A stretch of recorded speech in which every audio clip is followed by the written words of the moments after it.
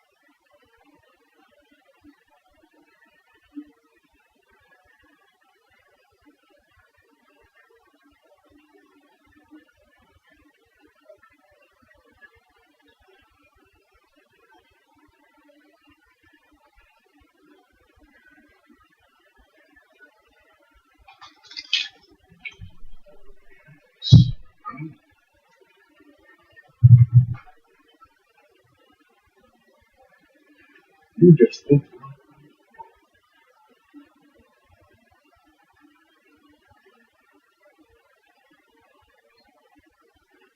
Interesting.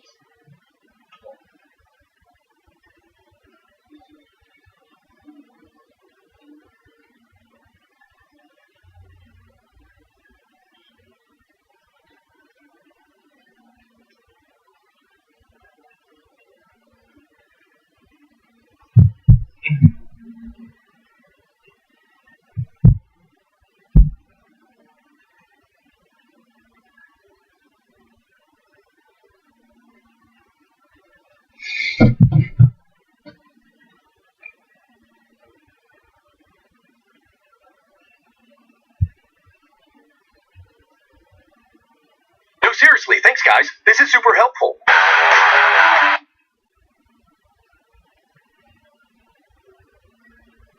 Everybody, Cortez even vowed to occupy ICE offices and borders everywhere. I'm not making this up. You listen to the media. They think she is the future. This is the future. This is your modern Democratic Party. Alexandria Ocasio-Cortez, Democrat for Congress. Paid for.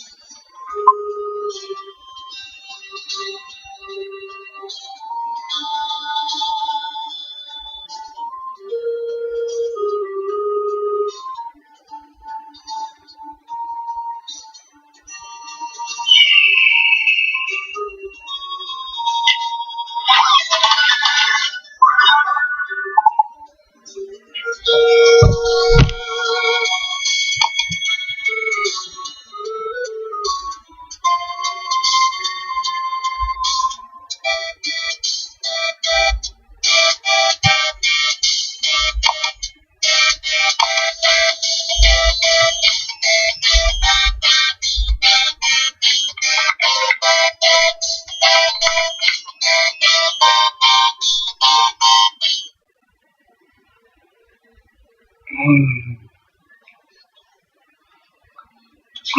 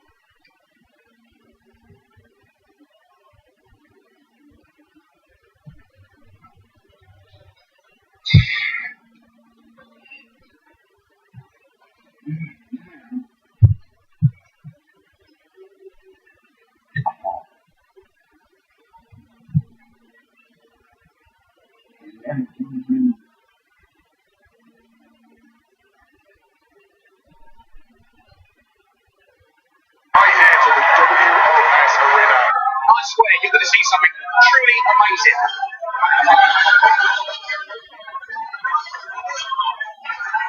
Oh, look, are you keeping your eye on this? Look at this, man.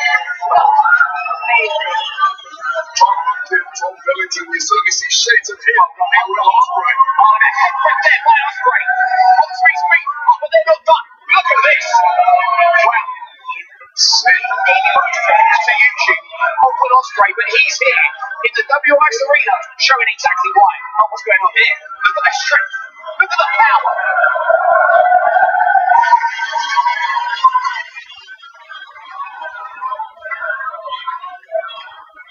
One more time. This crowd wants more, Alex. They didn't think they thought that body slam wasn't enough. Now they want another one. See who else is not going to thank them for that. Right now, vertical suplex shades of his father. The delayed suplex from the British Bulldog. I don't think Ospreay knows where he is right now. If you've ever done a headstand, you know that it can be in 5 seconds makes you dizzy. Imagine doing a headstand for that long and then falling from about 8 feet up in the air.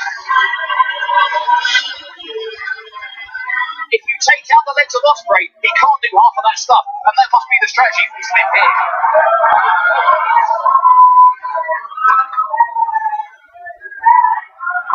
But immediately, once again, we see Bulldog Jr. back on top of Ospreay. What's he going for here? He looks like a springboard. Can he make it with a bad knee? And he does! See the height on that, my goodness.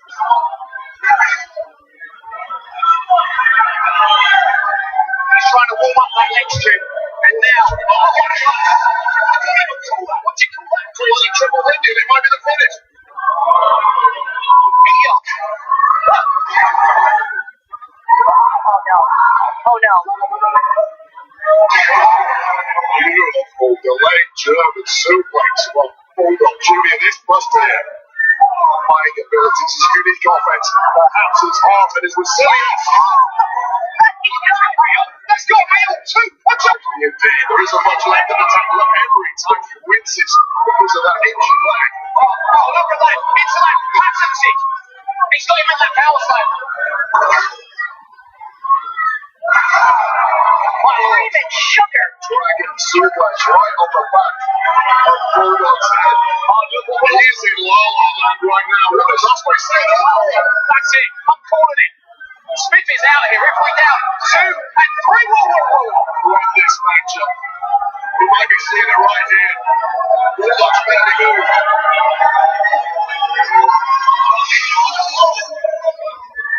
Play it, cross it, Max. That's it. Stick a fork in him. He's gone and he's out. Right now, he's in Neverland. What a precarious position he finds himself in. What's Osprey up to?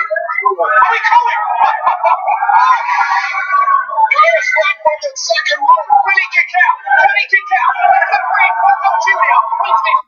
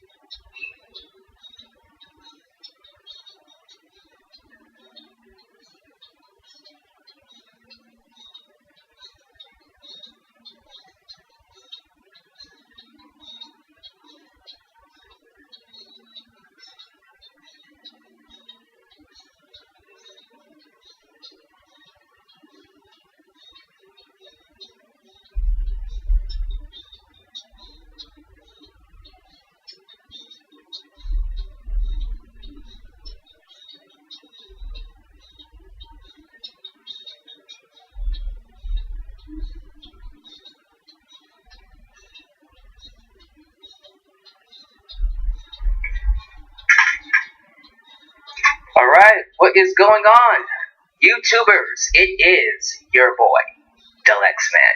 Welcome to yet another live review. This one's gonna be just a tad bit different. You will be getting my NXT and Lucha Underground reviews as per usual for my Wednesday live broadcast. But tonight, we had something crazy happen on Twitter involving Dave Meltzer and Peyton Royce. It was so big, so controversial, such a big topic that it got Dave Meltzer trending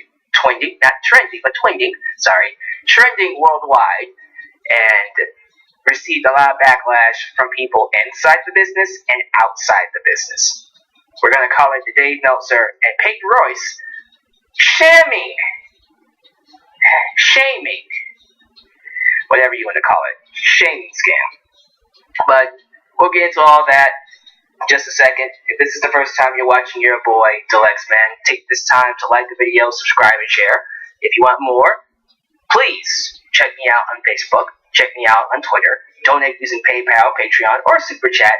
Be a part of your boy X-Man's brand by buying yourself a X-Man t-shirt today at Pro Wrestling Tees and everything down below. Just check it out, have some fun. Who's here in the live chat? Who we got here watching me during this time of day?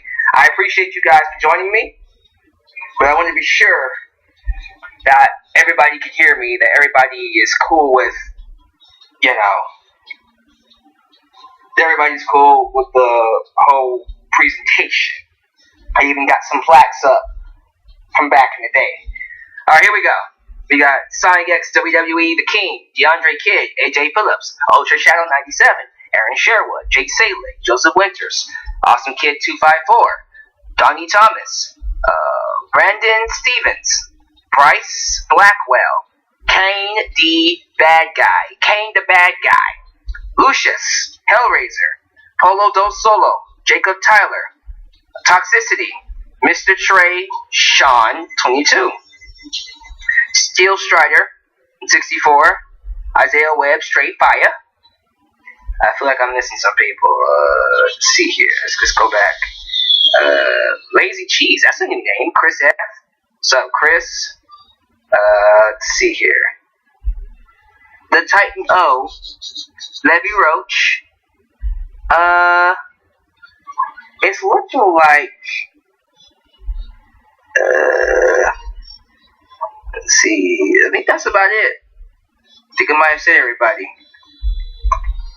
If I missed you, I apologize, but I think we're good. AJ Envoy. I think we're good. Okay, so if I missed your name, I apologize. If you show up after the fact that I did my roll call, it's not because I hate you or I don't like you. It's simply because if I spend all day trying to say your names, I wouldn't get to the material. But let's go ahead and get to it. We're going to kick things off with this whole Dave Meltzer craziness. So here's what we're going to do. We're going to play the audio right here on the broadcast of Dave Meltzer speaking on Pouring down. Sorry about that. Not yet. Well, speaking on what Peyton Royce was talking about. So this clip comes from a recent broadcast that Dave Meltzer did on his show, the Wrestling Observer, of course. And it was this clip that sparked the backlash on Twitter. So we're going to listen to it. I'm going to give you some details, and then we'll get my opinion on it. And I would love to get your thoughts on all of this down below in the comments. So let's get to it. Here is what Dave Meltzer said.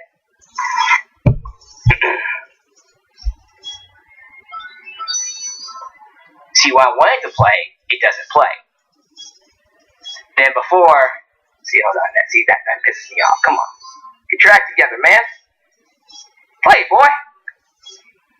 Now it doesn't want to play. The Iconics got Pouring Down. They're another one. I thought that they had a cool act in NXT, and on the main roster, I don't get a thing out of them. I mean, I don't think their promos are particularly good. Their wrestling isn't good. I think Peyton Royce's transformation to look more attractive. I don't know. I don't want to say, but I don't think that. I don't know more attractive in NXT. I thought so. Yes, to me, yes, I would say so. But that's neither here nor there. But no one's saying she's unattractive, by the way, everybody. I know, no shit. Yeah, I didn't say it at all. But I don't think she doesn't stand out to me. When she was in NXT, she did. Well, one thing I've noticed about NXT's main roster is she was a lot lighter. The NXT characters. So, I'm going to replay something real quick. You heard all of that. By the way, it was Dave Meltzer and Brian Alvarez from their podcast, Wrestle Observer. This portion of the clip is what people are tripping about. Just in case you missed it. Right here. I know, no shit. Yeah, I didn't say it at all. But I don't think, she doesn't stand out to me. When she was in NXT, she did. Well, one thing I've noticed about NXT's main roster is she was a lot lighter. She was a lot lighter. That comment right there, she was a lot lighter, is what people are pissed at. So, as you can imagine, when Peyton Royce got wind of this, she went on Twitter and responded to a fan who sent her this. And Peyton Royce said the following on Twitter. As a matter of fact, I can show it to you if it clears up. Let me see. Is that her right there? Yep. Okay, it's starting to clear up a little bit. Come on. There it is. Alright, so she says, "So what would you have me do, Dave? Starve myself? This is how nightmares for young women start. The females in your life must be proud." And we get other people like Seth Rollins getting involved, saying 6 stars, Dave. We got Renee Young saying some things. Now, Renee Young said some scathing things about Dave. I'm going to show you Renee Young's tweet real quick. So if I get a little closer, it should clear up. Alright, come on. Come on. So there we go. What a true piece of sweltering hot garbage. You're an angel too good for this earth. You'd be lucky if you gave him the time of day. Which you would, because you're also a great person. Love your girl. Let's set better examples. I don't think any of the wrestlers really appreciated this. MVP even responded. He got in on this. So MVP got in on this too. There's his tweet. Montavious Porter. If I may offer you some advice, F them. The worthless critics who contribute nothing to our industry are given too much power by acknowledging them. Shine on, you diamond. Wow. And I think there are other people. Ember Moon got involved. Get him, girl. We also got, I already said Seth Rollins. 6 stars, Dave. Tanel Dashwood. Lucha Loyalty. Oh, Taya. Wow. Taya got involved. Charlotte, we already knew Charlotte was going to get involved. Charlotte said something. But Taya, let's look at Taya's tweet. "This is garbage that makes me super annoyed. You looked hot then and you are hot now. Like really, people." So, Taylor Hendricks, I don't see Stephanie or anybody else getting on this. They wouldn't. But as you can tell, it's actually sparked some backlash. Some real backlash against Dave. And everybody's saying he's in hot water. So that's basically all the details for now. Dave Meltzer did issue an apology, which I'll give you in a second. Let this check. Lighter, really? That's it? People are too sensitive. Well, hold on. Well, we gotta be thorough here. Let's be sure I get all the information out there. Okay, so after all this, Dave Meltzer did issue an apology right here. He says on Twitter, I want to be sure you guys get all this information, and I'm not making this up. So that's Dave Meltzer's Twitter. "I'd like to apologize to you," and he has apologized to Peyton Royce. "You are an exceedingly attractive woman. I do realize the lengths and pressures on women in the entertainment world to maintain unnatural looks at times, and I am glad you pointed this out." So he apologized, and he went on to say, I just found this tweet. "Again, to everyone, I do want to apologize, and I'm glad Peyton Royce sent her tweet because there was a valuable point there that we can learn from. he did the right thing. He apologized, and I thought that was cool. Okay, apparently Beth Phoenix also got involved in on this. Yeah, this is catching wind. Yeah, give me your thoughts about this. That is my info I have on the situation. But now you're looking for my thoughts. So, looking at the entire situation, and it took me a while to catch this, I'm going to give you what I thought at first, and then what I feel now. Because when I first heard this situation, when I heard that everybody was getting on Dave Meltzer for his comments, I wasn't really all that upset. I'll be real with you. Because, look, Dave Meltzer is someone who has said a lot of things that are... He said a lot of insensitive, dumb, stupid stuff. He's been doing it for a while. Part of it is unintentional. A lot of it is unintentional. He's the kind of person whose mind works faster than his mouth. I'm that kind of person. I'm known to say stupid, insensitive stuff too. But it's not out of malice. It's because I want to say something that I'm not too sure how to say it. But in the heat of the moment, whatever comes out, comes out. And sometimes I end up saying things that I don't mean, and I more than likely end up with my foot in my mouth. So I can relate to people who do that. But the thing is, I do feel remorseful when I do it. If I offend somebody, I let them know, look, I apologize, I'm sorry. I don't plan on doing it ever again. I will watch myself. I will work to never, ever say that or do whatever I did to offend you. But see, that's all I can do. And quite frankly, looking at the situation, Dave Meltzer did that. That's all he can do. That's all he can do. So that's what my mindset was. But then I thought about it. I had conversations with people who, are very strong when it comes to the Me Too movement, when it comes to the better treatment of women.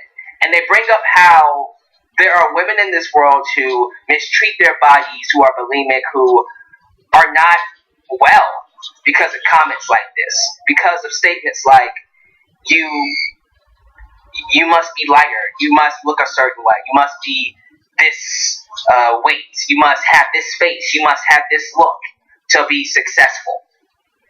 And it's made a lot of women so unhealthy. And here in this day and age, in 2018, it is one of those things where, yes, social media is a very sensitive subject now. You can't just go on social media and just say whatever you want. Especially nowadays, especially during this climate. So, after a while, you just kind of go, yo, Dave, come on, man, you gotta watch what you say.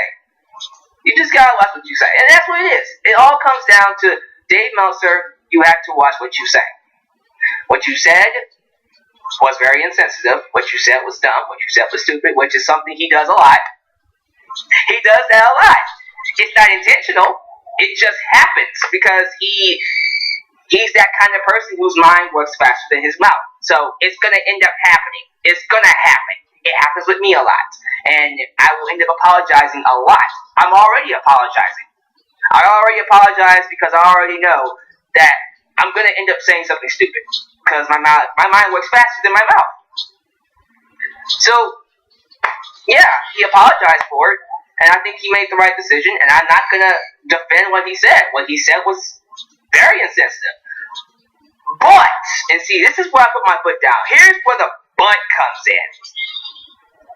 To all the people who are saying we have to shut down the Wrestling Observer, to all the people saying Dave Meltzer should lose his platform, Dave Meltzer should not be what he is. He should not be the guy that wrestling fans go to for star ratings and all that kind of stuff. We should kill the name of Dave Meltzer. That's where I have to stop and say, whoa, hold up. Back up the horse a little bit. Don't you think for just a oh, let me let Tyler, Mr. Tyler, Jacob Tyler, get this out.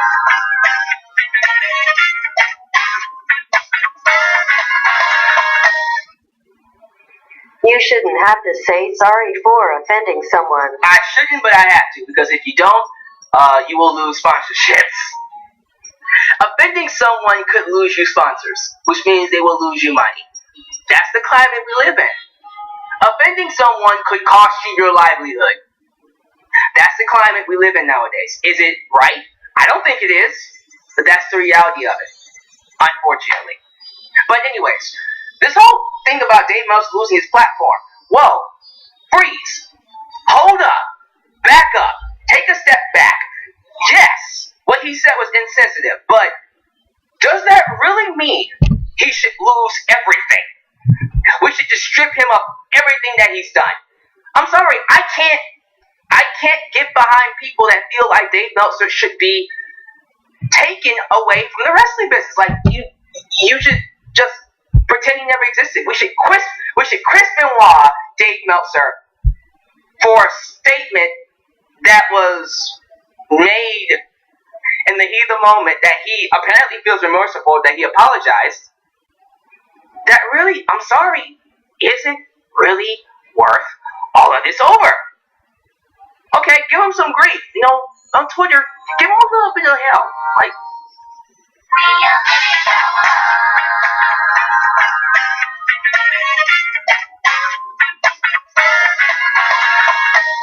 What the hell is happening to society these days?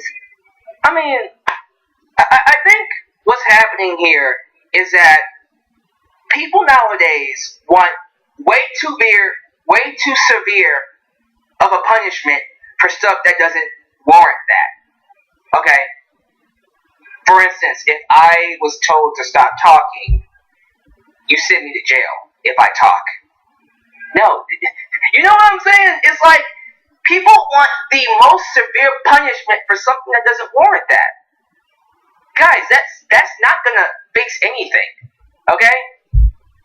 What Dave Meltzer got, as in fans giving him hell for what he said on Twitter, giving him a little grief, okay, fine.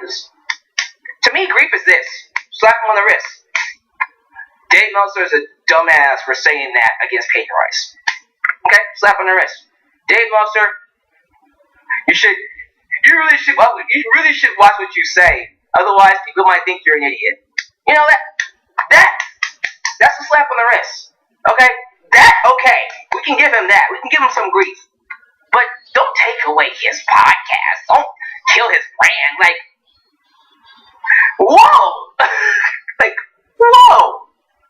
Calm down. The guy said something he should not have said. We all believe that he said something he should not have said. Even he believes that. And he apologized for it. And he is going to work to not say it again. Now, if in the near future he does something similar or worse, okay, we can start the conversation of, really, Dave, you're going to do this again? Maybe you shouldn't have your platform. Maybe you shouldn't be given this platform to speak if you're going to be like that.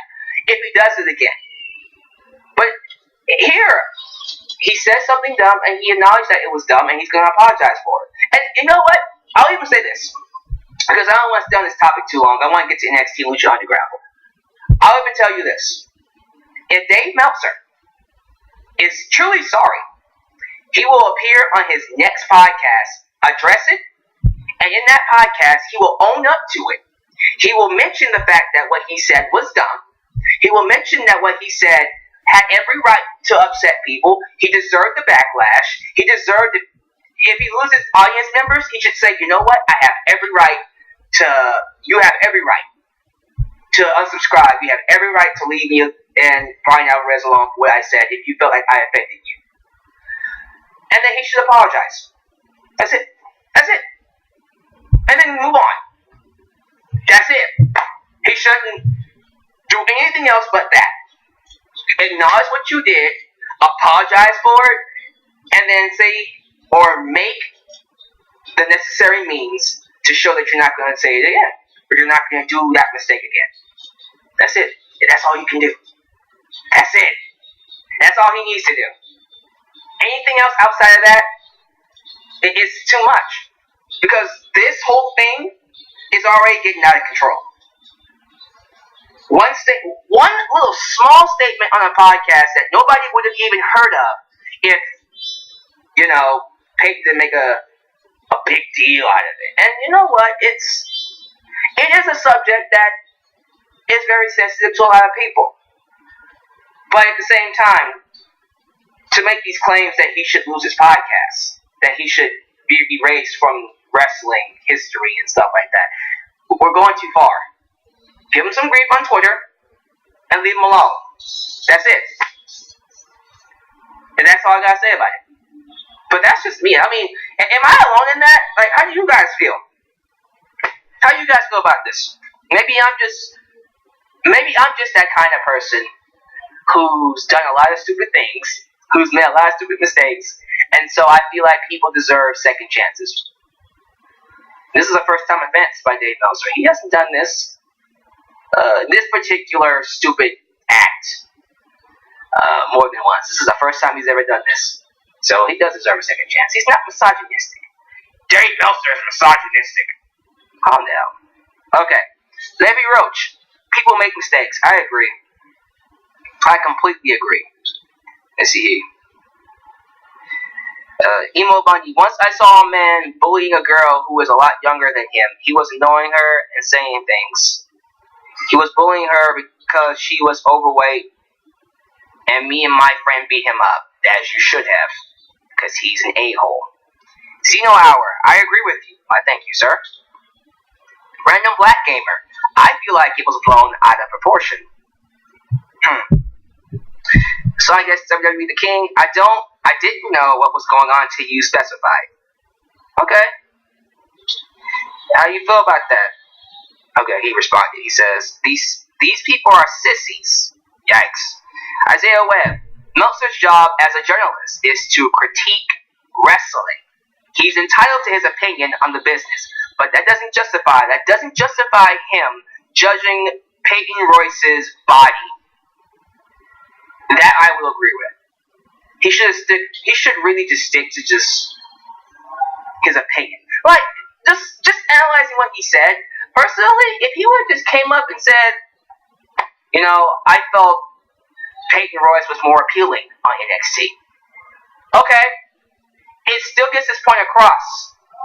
But he's doing it in a way that's judging her character, her presentation. Okay? He doesn't have to talk about her looks. He can completely avoid her looks altogether by just talking about her character. I found she was booked better and presented better on NXT than how she is on SmackDown. Poor Peyton couldn't do anything about that. She couldn't do anything about that. What can you do about that? Nothing. Let's see. Jarrett Simmons. Dave should have chose his words more carefully. But is it this big of a deal? Good Lord, and half of y'all are complaining are the same ones wishing the Attitude Era was back. Yikes. But that is something to think about, because I gotta say this too. Was he doomed from the start? Like, what if Dave Meltzer did the opposite? What if he was talking about, still talking about her appearance, but was talking about, oh my gosh, she's so fine. She's so fine, she blows my mind.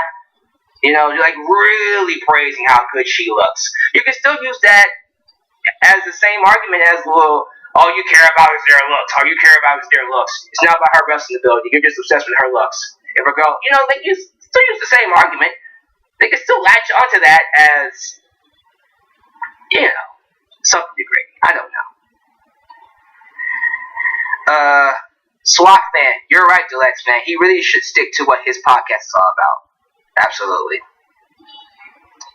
I think a lot of people, that's another thing too. A lot of people know Peyton Royce attractive. People that I know who are wrestling fans, I'm pretty sure when Peyton Royce's name comes up, they'll agree that she's attractive. I'm just saying. I don't see anybody saying that Peyton Royce is ugly or not someone they would smash. I don't think she's someone. I don't think she's ugly at all. I think she's extremely attractive. If Peyton Royce walked into my room right now, this camera is going off. Just saying. But yeah, guys, that's my thoughts on the situation. Give me your thoughts about Dave Meltzer and Paperworks down below. Nothing else to really say about it. So, moving on from that subject, let's go to Lucha Underground. I think Lucha Underground will be first, and then we'll go to NXT. So, thank you guys for joining me. So let's go ahead and switch this up. Boom, and plaque out. So with that said, here is my review of episode 10, season 4 of Lucha Underground.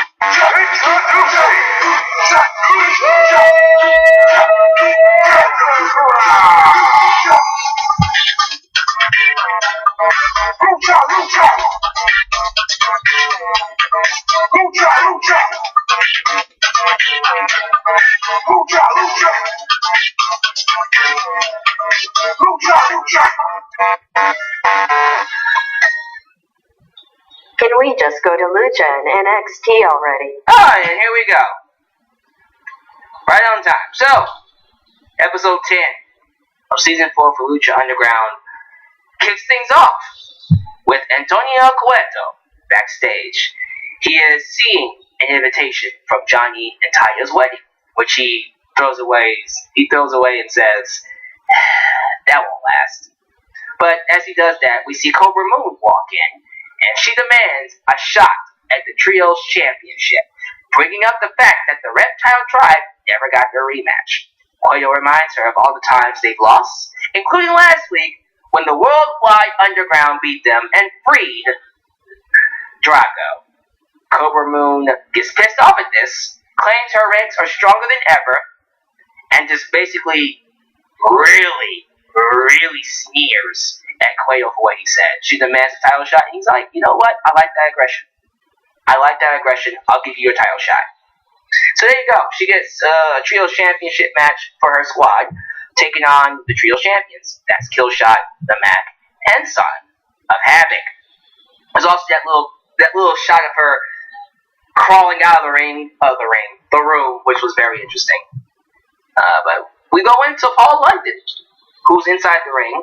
Paul London tells Antonio Cueto he wants a chance at retribution, and he offers Satador, his other third of the Rabbit Tribe.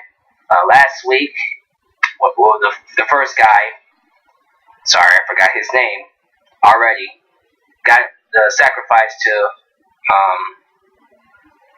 Matanza. Now, Saltador here was also offered as a sacrifice. So Saltador, he ends up fighting Matanza, and, he puts up some offense, but we all knew where this was going. He gets fed to Matanza. So there you go. 2/3 of the Rabbit Tribe have been killed off. Okay, where are we going with this? So now I'm just very confused at what we're doing with the Rabbit Tribe now. They're both dead. Now it's just Paul London. Paul London is now the only member of the Rabbit Tribe left. So I'm not too sure where this is going, but I don't know how I feel about the Rabbit Tribe being killed off. I kind of like the Rabbit Tribe. Where are we going with this? But okay, as Matanza feeds Saltador to the gods, we see Paul London laughing, almost savoring the sight of his comrade being sacrificed. Yeah, he's a sick guy. He's sick. But moving on from that, we go backstage to both the Mac and Son of Havoc, worrying about Killshot's loyalty to the team. When Son of Havoc mentions Killshot and points to the fact that he doesn't like him, or he feels he doesn't like him, that's when Killshot walks in and tells him, it's not that I don't like you, I just don't respect you. I don't respect anyone who is handed glory on a silver platter when they've never earned it. He also resents Mac for helping Son of Havoc get a chance at the Gift of the Gods and not him. Killshot then claims his teammates care more about their tag team titles than they do him. So he reassures them that not only will he help them retain the tag team titles, he will also be the new Gift of the Gods champion. And then, as he walks away, he turns to Son of Havoc and tells him, you know what? On second thought, you're right. I don't like you. This pisses Son of Havoc off, and he tries to hit Killshot before he walks away. Killshot is a dick.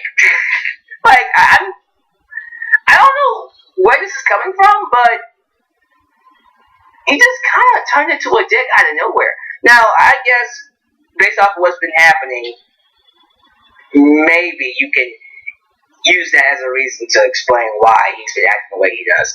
But, I don't know, it just feels kind of, jarring to see him be such a dick all of a sudden. I didn't get any hints of this in the previous 2 seasons. And now in season 3, this guy is just acting all crazy about it. I'm trying to figure out if there was a story plot that would explain this. Maybe the fact that his brother, he hurt his brother and his brother's not here. Maybe that's making him feel the way he is. Because, remember, Son of Havoc took over his brother's spot. Maybe Dante Fox and Killshot had something going on until Son of Havoc came in. So maybe he feels Son of Havoc is intruding on his brother's spot. And that's where all this anger is coming from. I'm trying to make sense out of it. Maybe. But that's just how I feel about it. But give me your thoughts about this. I'm very curious to see where they go with this. That's for sure. All right. Speaking of Killshot, he took on El Dragon Azteca Jr. In a really good match, by the way. Of course, Dragon ends up beating Killshot, and Dragon tries to shake Killshot's hand, and he refuses. I'm happy that we're keeping the belt on Dragon. Maybe we'll have him go all the way to Ultima Lucha 4, and maybe he'll actually be the one to defeat Pentagon. Who knows? Although I'm very, very curious to see how that last man or machine match turns out next week. We'll see when that happens. Outside, on top of the roof of the temple, we see Aerostar talking to Drago. So Drago is regretful of all his wrongdoings working with the Rabbit Tribe. The Rabbit Tribe, my goodness, I'm botching. The Reptile Tribe, and he feels he doesn't deserve Arrow's friendship. Arrow tells him it wasn't him. He was under the spell, under the control of, Cobra Moon. Still, Drago says he doesn't remember much. He doesn't remember much, and he needs to leave to find himself.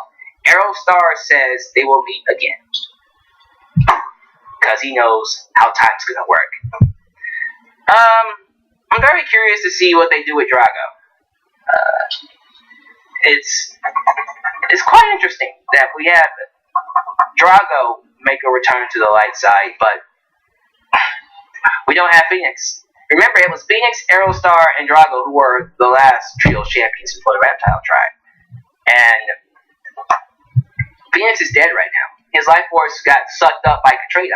And we have gotten no mention of it. I'm still waiting for that storyline to come back. Like, what's happened to Phoenix? Like, we see... Maybe it's also something that's bothering me about this show.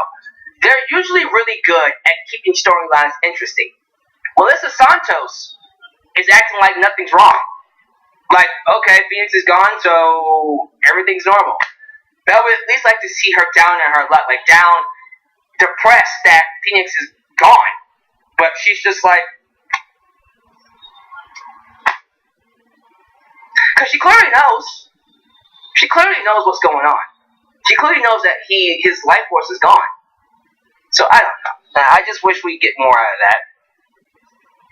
I don't read spoilers, so I don't know what's getting ready to happen. I just wish I knew more. So following that, we finally get the Reptile Tribe, which is Cobra Moon, Jeremiah Snake, formerly known as Jeremiah Crane, or Sami Callihan, and King Daga. They took on the trio champions, and as the trio champions were getting something going, Killshot gets ran into by Son of Havoc. Son of Havoc hits him with a suicide dive, and Killshot responds by throwing him off the top rope, which allows the Reptile Tribe to capitalize, and Reptile Tribe become your new Trios champions to get back their belts. After the match, Killshot puts the blame on Son of Havoc, asking him, "Oh, now you want to get up? Now you want to get up?" After he took the pinfall. And yes, again, this plays into Killshot being a dick. We know he cost him the match, but he blames Son of Havoc for not being strong enough to kick out. As Havoc tries to ask him what's going on, Killshot gets on the top rope and hits a double stomp, basically turning heel. So he's a bad guy now. And then we see the Matt try to come in and help Son of Havoc, and Killshot tells him, "Oh, so now you care when you lose the belts." Yeah, he's a dick. I don't know how I feel about Killshot being a dick. Crap. Alright, let's see where it goes. I hope there's a storyline logic behind this. I really do. Let's go. Next up is it was a promo involving Cage, hyping his match with Pentagon Dark next week, because next week is going to be Lucha Underground Championship, Last Man Standing, or Last Man or Machine Standing. It's going to be a week of Last Man Standings, apparently. But it eventually led to a brawl. Pentagon comes out and they brawl. And during that brawl, they end up attacking a cameraman, a fan, one of the musicians, everyone in their wake. They just created chaos, and that's how we ended the show. Which was kind of, it was cool. I wanted to see more. Because remember, guys, in season 1, I saw a man leap from the roof of the office into the ring. I saw Mil Muertes powerbomb Phoenix through the roof of an office. You know, I'm waiting for moments like that where I go, okay, there it is. That's the Lucha Underground I became a fan of. I'm feeling like they're holding back. I still feel like they're holding back a little bit. So, again, maybe as the season goes by, we'll get more and more of it. But I was kind of hoping for something big. Like, I don't know, Pentagon going through the window of the office, something. They just brawl. Like, okay, it was a brawl. So, there you go. Next week. And they attacked the priest that was supposed to wed Johnny Mundo and Taya. So, I guess that's something. They kicked the priestess behind. Oh, but following that, we have a post-show promo with the Mac and Antonio Cueto. Mac asks Cueto for a match against Killshot for costing him the titles. Cueto tells him he already has a match against Mil Muertes, and it will be the first ever. Check this out. The first ever haunted house match. What the hell is a haunted house match?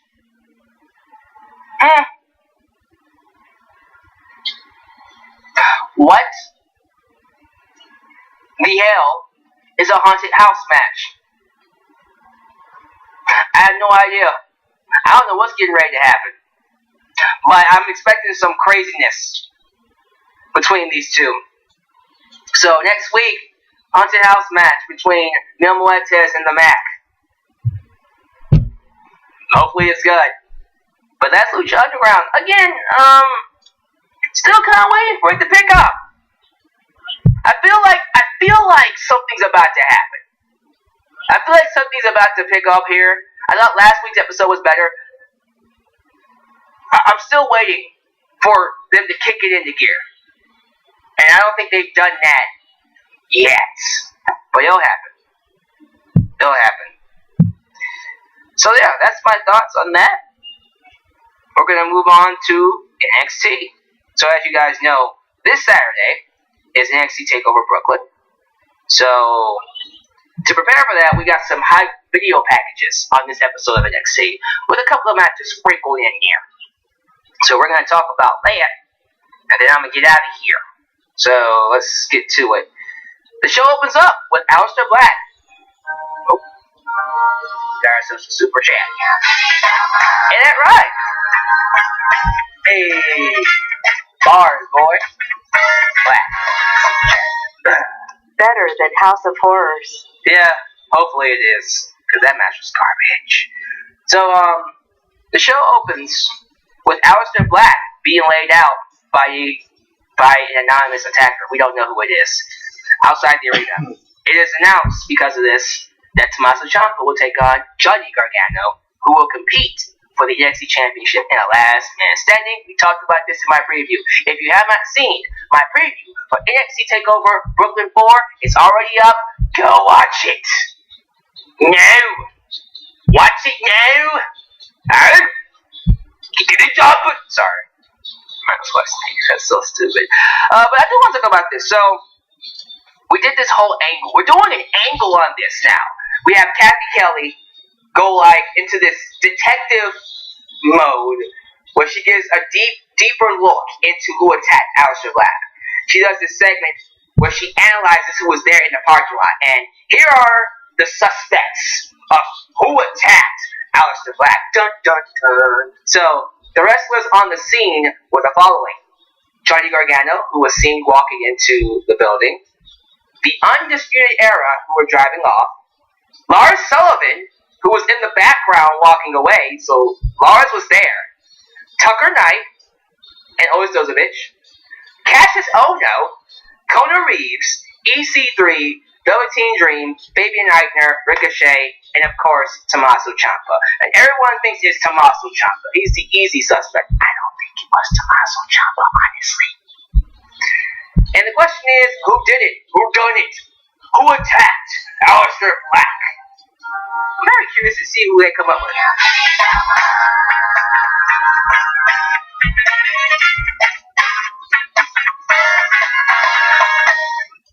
Are we sure Aleister wasn't drunk before recording?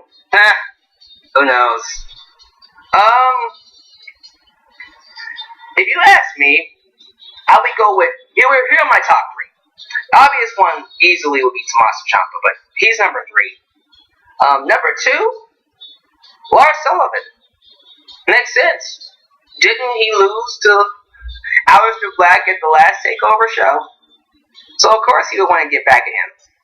But the one I really hope it is, and I've been trying to get this guy to turn heel for the longest, I hope it's Cassius Ohno. I want it to be Cassius Ohno so badly. I hope it's Cassius Ohno. Give it to Cassius Ohno. I think Cassius Ohno would be great for this. And he can explain it as him trying to insert himself into the match. Because he feels like it's not fair for him to be relegated to nothing. To a nobody since coming back. He was supposed to be having his return, his resonance, this was supposed to be his time when he came back to NXT, and he's got nothing.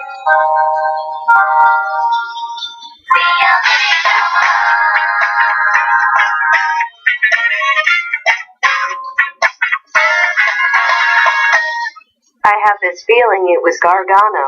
Wouldn't that be a nice twist? That would actually be pretty cool if Gargano came out and admitted I attacked Aleister Black so I can get Tommaso Ciampa one-on-one. Because then you can add that to this whole you're becoming just like Tommaso Ciampa. Really play into that story. But then that might, I don't know. That might take it into a totally different realm. That I'm not sure the writers would be able to, hey, they might prove me wrong. What am I talking about? They could probably make that work. I attacked Aleister Black so I can get Tommaso Ciampa by myself. Makes sense. But I think it's Ohno. I'm going with Ohno. Ultra Shadow says, maybe it was me. Why would I attack Aleister Black? I mean, it's not like he was interfering in one of the best feuds in NXT history. A feud that deserved to have that NXT championship. And his skinny, fake tattoo, big ass head was getting in the way of my main event. Why would I attack? I didn't attack him. It wasn't me. It wasn't me. It was you, Ultra Shadow. It was you. You did it. We know how you really feel about Aleister Black. How do we know it wasn't you? How do we know it wasn't you, Levy Roach? Matter of fact, how do I know it wasn't you, Anthony Ace? What about you, Emo Bunny? I know it was you. You had something to do with it. Matter of fact, you know who I really think did it? I know who did it. I know who did it. It was you, Hellraiser. It had to have been. Let's find out who did it. I'm very curious to see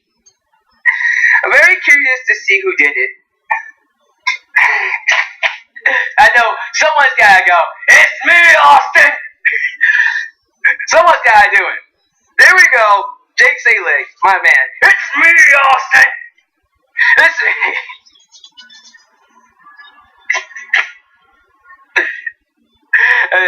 I'm just messing with y'all. Alright, let's get to it. Okay, let's get to the actual show now. So, talk down below on who you think attacked Homeboy. Who attacked Aleister Black. Alright, let's get to the rest of the show. So, we kicked things off with the first match, which I believe was the Street Profits taking on Almighty. And it was a solid match overall. I'm just happy to see the Street Profits back on my TV set. I miss the Street Profits. Street Profits were the bomb. They are the bomb. Bomb diggity. Diggity, diggity, diggity. Diggity, diggity, diggity. So, yeah. It was fun. Good promo. Good match overall. And they won. They won using a roll-up. And they partied with the audience.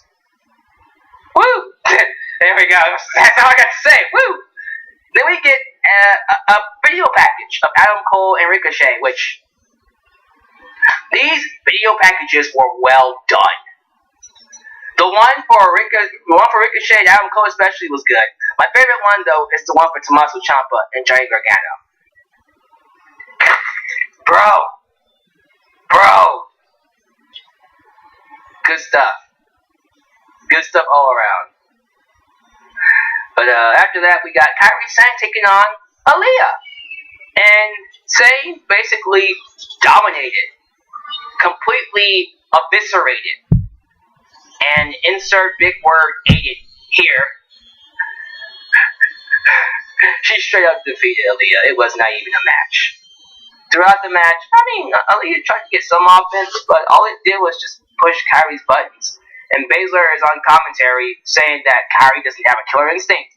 That's when Kairi unleashed a flurry on Aaliyah.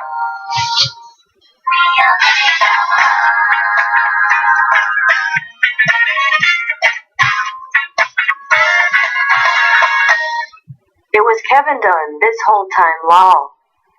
It could be. It could be Kevin Dunn. Now, Kairi unleashes a flurry on poor Aaliyah.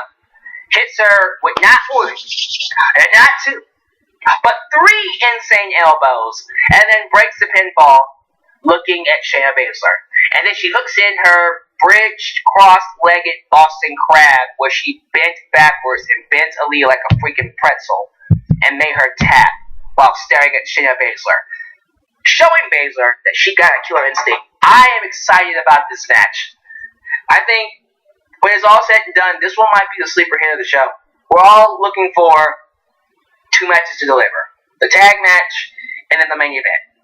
Last Man Standing. However, I think this one might be a sleeper hit. This show's gonna be awesome. This show's gonna be great. Following that, we got Velveteen Dream and EC3 having an in-ring promo. Dream says EC3 now has his attention, and at NXT TakeOver Brooklyn, his dream will be over. EC3 enters and references Prince, saying, "So this is what it sounds like when doves cry." I love that song, by the way. And then he comments on sick fanny pack, bro. Fanny pack. Fanny pack. You actually got a fanny pack chant going. And he even got over this whole victory after victory after victory after victory after victory. And Dream is like, shut up. Stop. I get it. Damn. Like, shut up. Ah, got it. over lets you know, okay, he has the crowd in the palm of his hands. EC3 offers to fight him now, and Dream blindsides him with his jacket. But EC3 gets the upper hand and hits it with the TKO. So clearly, and I honestly do believe this, I do think this means Dream is winning at NXT TakeOver, which I predicted, by the way. It's time for Dream to get a victory. He needs it. And I think that's when we got the main event. Tyler Bate versus Roderick Strong. It is one-on-one, one half of the Undisputed Era taking on one-fourth, but one half of the tag team of the Undisputed Era taking on one half of Mustache Mountain. Great match. I thought Tyler Bate and Roderick Strong really showcased what they can do and what's in store for us this Saturday. I can't wait. But that was NXT. I thought for a go-home show, he did his job. I mean, I was already excited for NXT TakeOver Brooklyn before the show, and I'm just as excited, if not just a tad bit more because of those video packages. But I also love, and this is something else I want to say about NXT, I love that we have something to look forward to after the show's over with. Because as soon as this show is over with, what's going to be the remaining storyline? Who attacked Aleister Black? Seriously. We have a story in place. And I like that. I'm excited about that. That's going to be good. So, give me your thoughts about NXT. I'm going to take a couple minutes to talk to you. Just a couple minutes. Just a couple minutes. And then I'm going to get out of here. So, what are your thoughts in general on everything? On Dave Meltzer and Peyton Royce? On Lucha Underground? On NXT? Give me your thoughts. What you guys got to say? Okay, the boys are flirting with Emo Bunny. Y'all, quit flirting with Emo Bunny. Damn. Shoot. Horny boys. Just joking. Endo. Is it Ando or Endo? I'm gonna go with Ando. Ando Commando. EC3 is legit a miracle. With his moveset, I don't even know how he gets victory after victory after victory after victory. After victory, who knows? Zion Smith, NXT Taxtic. Close enough. Anthony H, do you make everything a song?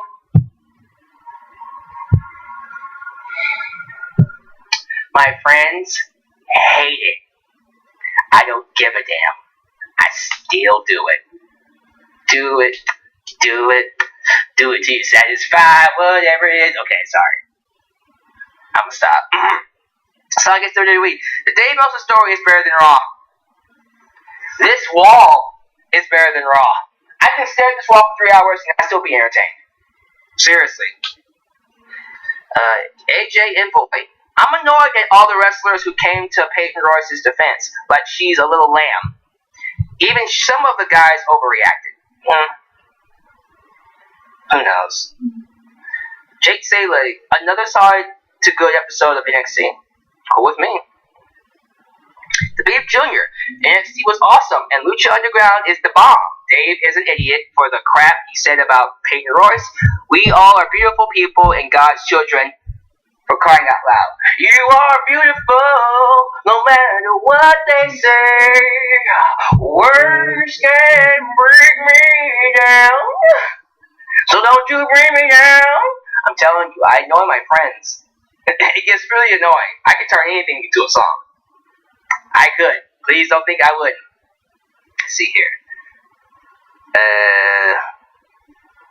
Zeno Hour, NXT is the best. I agree. Chris F. Did you forget about Bate Strong? I did not. I said it was a great match. I already talked about it, but you just missed it.